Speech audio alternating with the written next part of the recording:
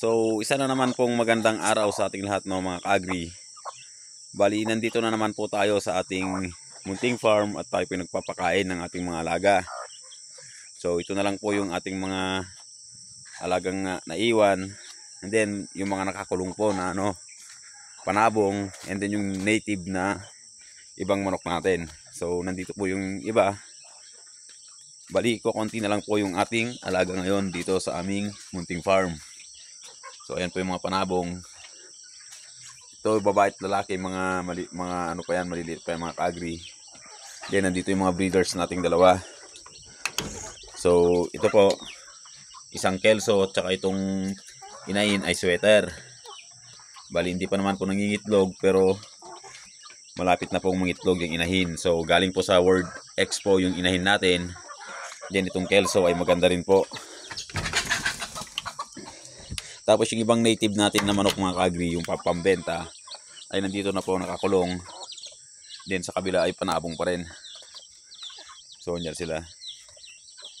So bali ngayon, mga ka-agri, ay mayroon kaming project mayroon akong project ngayon na ginagawa. So kung napapansin nyo ay bihira talaga tayong nag-upload dito sa ating channel dahil nga mas inuuna natin gawin muna or gusto natin makapag-focus sa ating ginagawa. Kaya tayo ay hindi natin sinasabayan, mga ka-agri, yung ating trabaho at saka yung pag-video. Bali dito, mga ka-agri, sa dating range area namin ay nilabas na rin po namin yung aming mga alagang pato. So ang naiwan na lang po dito ay yung naglilimlim. So nandyan po siya. So bali ang balak po natin ngayon, mga ka-agri, ay i-disinfect ko to baka mamaya or mamayang hapon. So ayan, bali nang hinayang tayo sa kulungan, i-disinfect ulit natin at ayusin yung mga area na nakakalusot yung ating mga alaga. Pero sa ngayon ay wala pong nakakalusot. Bali ito lang pong medyo umangat sa part dito. So ayan po siya. So yan lang po ang medyo umangat, mga ka-agri, madali lang ayusin yan. And then kaya natin i-disinfect to, mga ka-agri. So gusto na rin nating tanggalin yan, mga damo-damo na yan, dahil hindi naman nakakain yan ng ating mga alaga. And then dito siguro, mga ka-agri, ay dahil tumutulo pa rin, siguro lalagyan natin to ng ng lupa.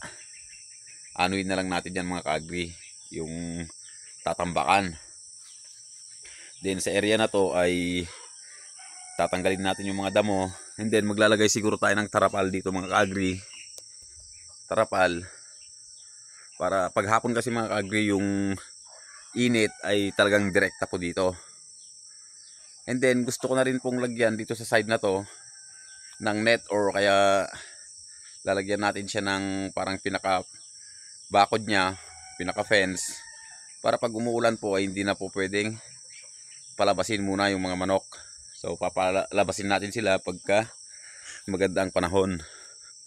Bali dito, mga ka-agri, ay binabalak natin ilagay yung ating mga na-produce na pang meat type na magiging breeders.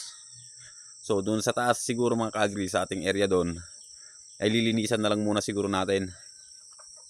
So sayang kasi itong mga structure na ginawa ko dito, mga ka-agri, kung lipat tayo ng lipat.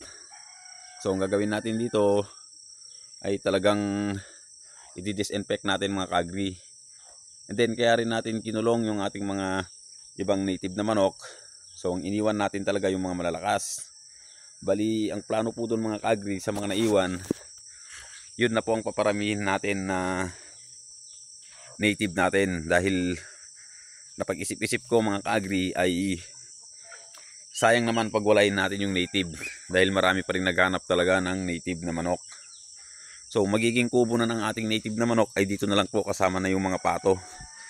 Bali yung mga pato natin, mga ka-agri, ay inangat ko muna yung nila para naman makalabas-labas sila yung net. So ayun po. Tapos yung dalawa na inahin, pag sila po ay mangingitlog na, bali dito na lang siguro sa loob natin sila papaitlogin, o kung saan nila gusto, basta safe. Kasi open naman po yung isang kulungan na yon, pwede rin po sila doon mangitlog. So sa ngayon ay ito ang binabalak kong i-disinfect. Din gagamitin pa rin natin mga ka-agri dahil sayang naman. So bibilan lang natin ng tarapal, lalagyan natin ng pinaka-fence dun sa area na yon para magiging close siya. Para naman pagka tag-ulan ay hindi natin papakawalan yung ating mga alaga.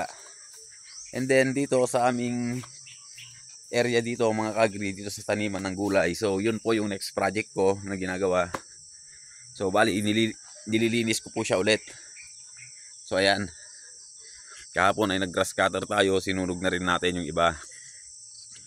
Dahil dito po mga ka-agri ay magtatanim po tayo ng mga gulay.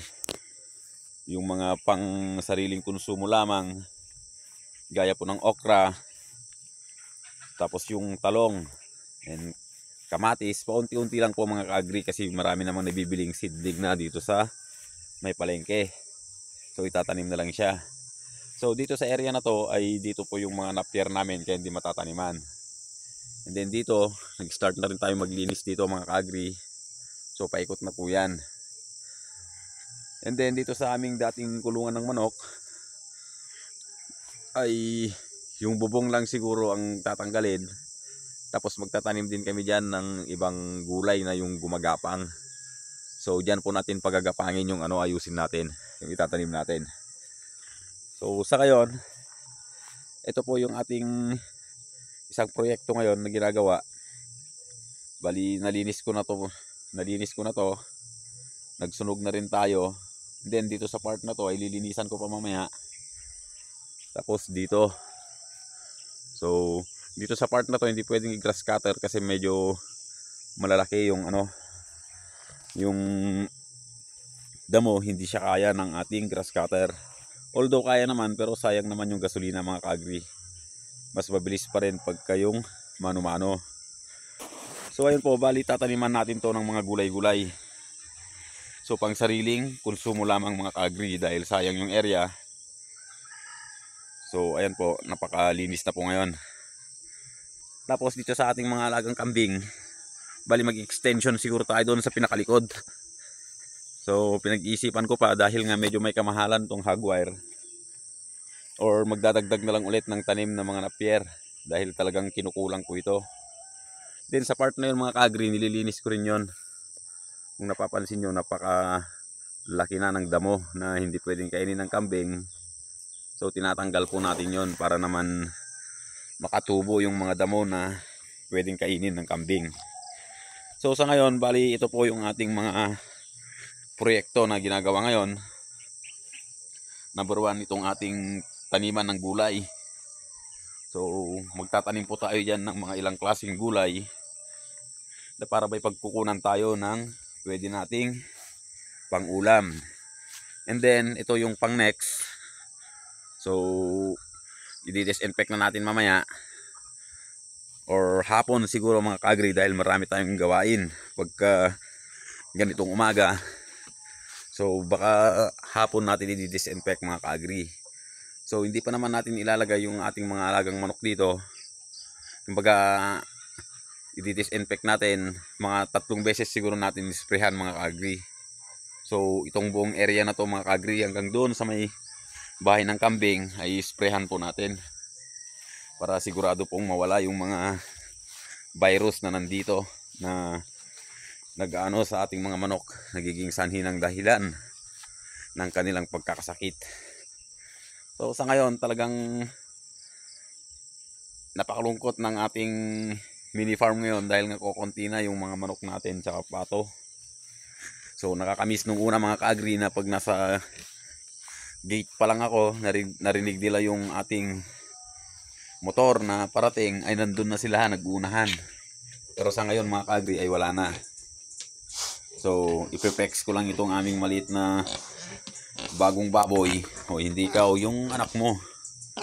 So ayan, medyo mataba po siya dahil wala siyang kaagaw. So sa ngayon mga ka-agri, bali yun lang muna ang ating mga ginagawa ngayon. Pag-i-improve, pag-aayos dito sa ating maliit na farm. So sana po subaybayan nyo pa rin po yung ating channel at kung kayo naman po ay nakagaan-gaan sa inyong kalooban, ay baka pwede naman po pakisubscribe na rin po itong aming channel. Salamat po.